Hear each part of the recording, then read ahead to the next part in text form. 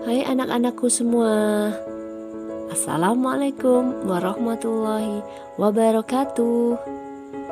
Ketemu lagi dengan Bu Guru. Semoga kalian kabarnya baik-baik semua ya. Kali ini Bu Guru akan menyampaikan tentang IPS tema ketiga, yaitu peduli terhadap makhluk hidup. Sudah siap semuanya untuk belajar? Baiklah, marilah kita buka pertemuan kali ini dengan membaca basmalah. Bismillahirrahmanirrahim. IPS kali ini kita akan belajar tentang kenampakan alam Indonesia.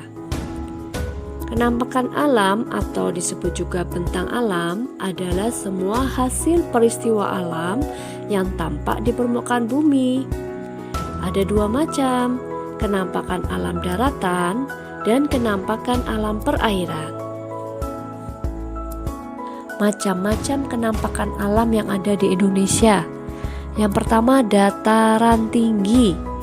Sebuah dataran yang terletak pada ketinggian 700 meter di atas permukaan air laut. Kalian bisa melihat contohnya kebun teh ya. Kemudian yang kedua, dataran rendah. Sebuah dataran yang terletak pada 200 sampai 600 meter di atas permukaan air laut.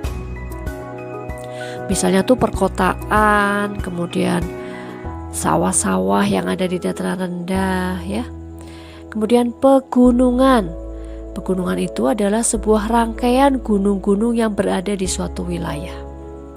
Kemudian pantai. Nah, kalian pasti sudah paham ya pantai ya.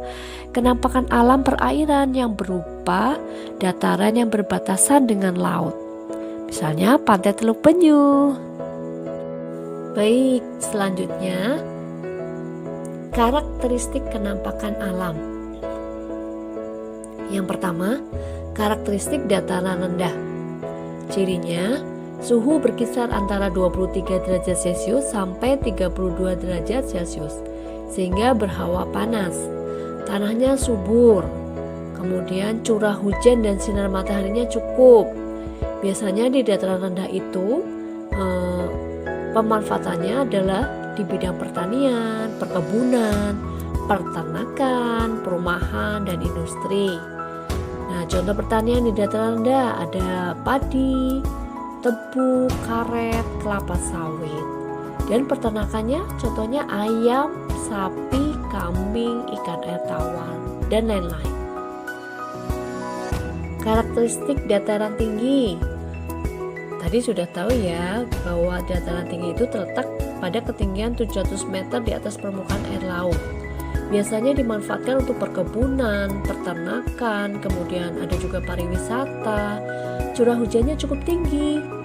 Contohnya dataran tinggi Dieng yang merupakan kawasan vulkanik aktif di Jawa Tengah, terletak di wilayah antara Kabupaten Banjarnegara dan Kabupaten Wonosobo.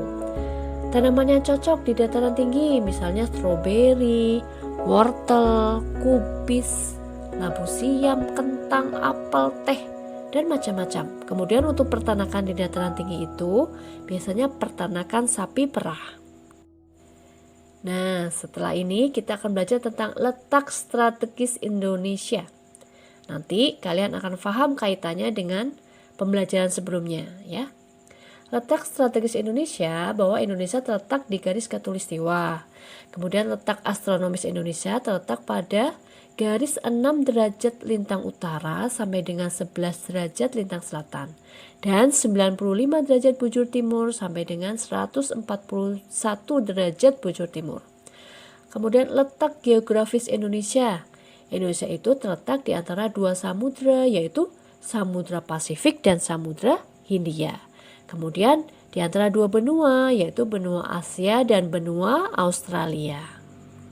Nah, karena letak Indonesia yang strategis tadi, maka Indonesia mempunyai iklim tropis. Ciri-ciri iklim tropis, ada dua musim, yaitu musim hujan dan musim panas. Kemudian mempunyai curah hujan yang cukup tinggi.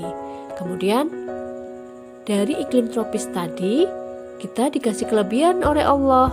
Kita memiliki keanekaragaman hayati dan ekosistem. keanekaragaman hayati di Indonesia ada flora dan fauna. Flora itu adalah tumbuh-tumbuhan.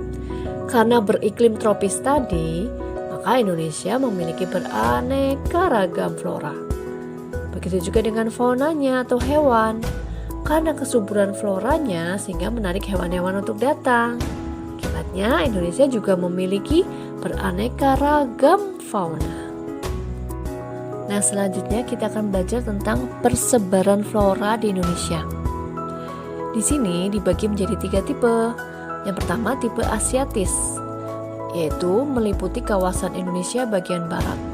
Ada Pulau Kalimantan, Pulau Sumatera, Pulau Jawa, dan Bali. Contohnya tanaman lumut, paku-pakuan, jamur, pohon meranti, dan pohon mahoni. Kemudian yang ketiga, tipe peralihan, yaitu meliputi kawasan Indonesia bagian tengah, Sulawesi, Maluku, Nusa Tenggara. Contohnya tanaman pala, cengkeh, cendana, anggrek. Kemudian yang ketiga, tipe Australis atau Australian sama saja.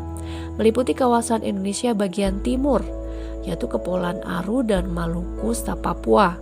Contohnya tanaman rasamala dan matoa. Baiklah, selanjutnya persebaran fauna di Indonesia dibagi menjadi 3 tipe juga. Yang pertama, tipe Asiatis atau Oriental, meliputi bagian Indonesia bagian barat. Ada Pulau Sumatera, Pulau Kalimantan, Jawa, dan Bali. Contohnya hewan gajah, badak, banteng. Kemudian melatanya yaitu ular, kadal, buaya. Kemudian ada burung kutilang. Yang kedua, tipe peralihan meliputi Indonesia bagian tengah. Ada Pulau Sulawesi, Nusa Tenggara, dan Maluku. Untuk hewannya ada anoa, ada kuskus, ada biawak, komodo, kemudian burung maleo. Yang ketiga, tipe Australian meliputi Indonesia bagian timur. Ada Pulau Maluku, kemudian Kepulauan Aru, ada Papua. Contoh hewannya ada beruang, kanguru, ular, kadal, burung cendrawasih, dan burung kasuari. Masya Allah, alhamdulillah ya, kita menjadi bagian dari bangsa Indonesia. Kekayaan di Indonesia itu sangat banyak dan berlimpah. Allah sudah memberikan kelebihan buat kita Indonesia. Maka dari itu, kekayaan yang ada di Indonesia ini harus kita syukuri dan kita banggakan. Dan kita juga wajib untuk selalu menjaga kelestarian alamnya. Nah, anak-anakku semuanya, kita sudah sampai di penghujung pelajaran. Mari kita ucapkan hamdalah bersama. Alhamdulillahirabbil alamin. Sampai ketemu lagi di lain waktu. Semoga kalian selalu sehat-sehat dan selalu tetap bersemangat. Wassalamualaikum warahmatullahi wabarakatuh.